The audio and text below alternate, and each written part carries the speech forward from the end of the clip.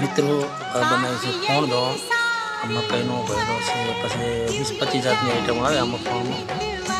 પછી આ બીજામાં પાપડી પલાળી છે. પછી મારી ગૌશાળા, ગૌ માતા ઊભી છે.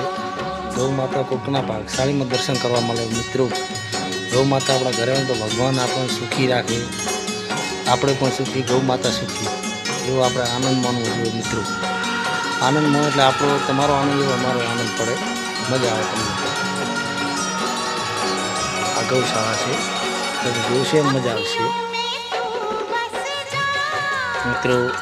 આ ગાય વેઈ છે તાજી, એનો વાસળો છે અને આ મોકળી ગાય છે. આ ગાય હમણાં જીવન કાલે 29 તારીખની. અને મારા વિડીયામાં તે મિત્રો જોડે રહેશે. લગભગ મારી જોડે ગાયો